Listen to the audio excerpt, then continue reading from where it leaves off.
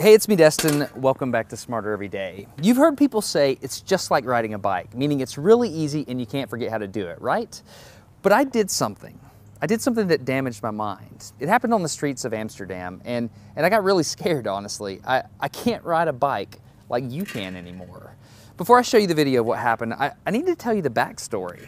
Like many 6-year-olds with a MacGyver mullet, I learned how to ride a bike when I was really young. I had learned a life skill and I was really proud of it. Everything changed though when my friend Barney called me 25 years later. Where I work, the welders are geniuses and they like to play jokes on the engineers. He had a challenge for me. He had built a special bicycle and he wanted me to try to ride it. He had only changed one thing. When you turn the handlebar to the left, the wheel goes to the right.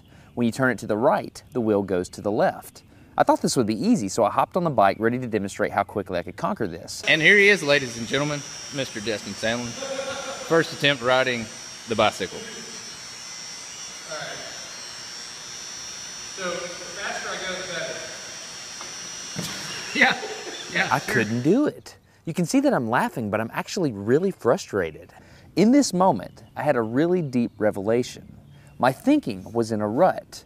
This bike revealed a very deep truth to me. I had the knowledge of how to operate the bike, but I did not have the understanding. Therefore, knowledge is not understanding. Look, I know what you're probably thinking. Destin's probably just an uncoordinated engineer and can't do it. But that's not the case at all. The algorithm that's associated with riding a bike in your brain is just that complicated. Think about it. Downwards force on the pedals, leaning your whole body, pulling and pushing the handlebars, gyroscopic precession in the wheels, every single force is part of this algorithm. And if you change any one part, it affects the entire control system. I do not make definitive statements that often, but I'm telling you right now, you cannot ride this bicycle. You might think you can, but you can't. I know this because I'm often asked to speak at universities and conferences and I take the bike with me.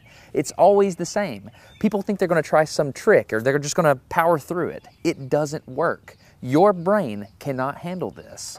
For instance, this guy, I offered him $200 just to ride this bike 10 feet across the stage. Everybody thought he could do it. No, you didn't understand. You didn't understand. So, this way. Okay, all right, a second. All right, so, whenever you're ready, yeah. Wait. No, you have to keep your feet on. Dude, all right, give it a go. Just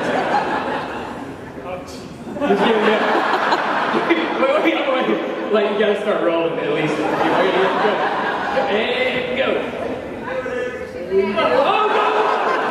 All right, back up. Okay, wait. Keep your feet on the pedal. Go.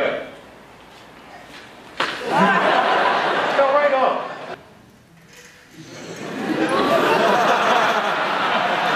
Just keep your feet on the pedals. Handles on. Yeah, come on. All right, one more time. Okay. Once you have a rigid way of thinking in your head, sometimes you cannot change that, even if you want to.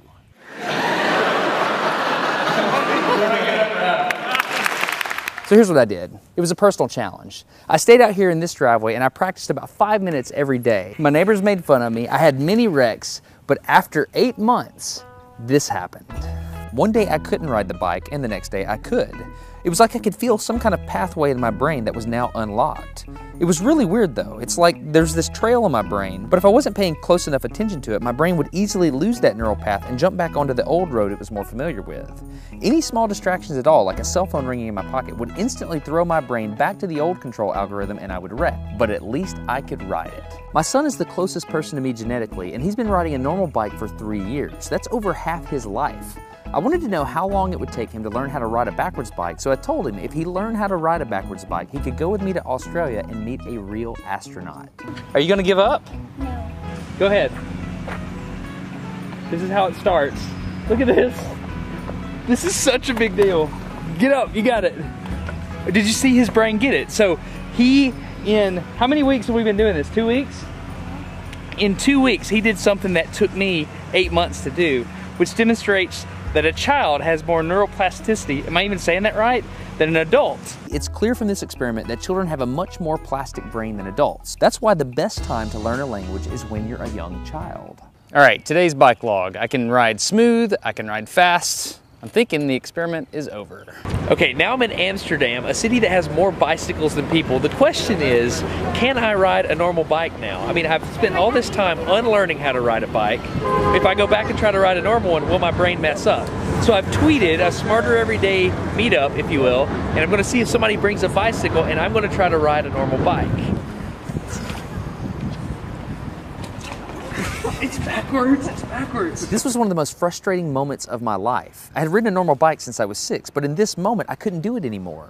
I had set out to prove that I could free my brain from a cognitive bias. But at this point, I'm pretty sure that all I proved is that I could only redesignate that bias. So what you're not seeing is just a group of people here looking at me, looking at the strange American that can't ride a bike because they think I'm dumb. But I'm actually 2 levels deep into this because I've learned and unlearned. All right. After 20 minutes of making a fool out of myself, suddenly my brain clicked back into the old algorithm. I can't explain it, but it happened in a very specific moment.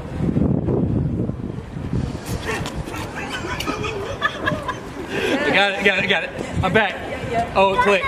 Hold it, it clicked. I got it. Okay, there it is. There was the moment. Okay, I can ride a bike. I tried to explain this to the people around me, and they just didn't get it. They thought I was faking the previous 20 minutes, and I couldn't get anybody to believe me. That looked like I faked that, didn't it? Yeah. Just a fake. You think I'm faking. You don't believe me. That looks so weird. You were like, la la la, and it's full. You think I'm lying, don't you? Yeah, I do. I'm not lying. I felt like the only person on the planet who had ever unlearned how to ride a bike, and I couldn't articulate it to anyone because everybody just knew that you can't forget how to ride a bike. So I learned 3 things from this experiment. I learned that welders are often smarter than engineers. I learned that knowledge does not equal understanding. And I learned that truth is truth, no matter what I think about it. So be very careful how you interpret things because you're looking at the world with a bias, whether you think you are or not. I'm Destin. You're getting smarter every day. Have a good one. Okay, if you want to support Smarter Every Day, you can download a free audiobook at audible.com/smarter. I recommend Commander Hadfield's book, which is An Astronaut's Guide to Life on Earth. I read it. It was awesome. If you think about it, I had to learn how to ride a different kind of bicycle, and my son did as well. But Commander Hadfield had to learn how to ride a different spaceship. Not only that, but a different type of space station. He was on Mir and the International Space Station. Anyway, if you're interested in supporting Smarter Every Day, audible.com/smarter, An Astronaut's Guide to Life on Earth. I'm Destin, getting smarter every day. Have a good one.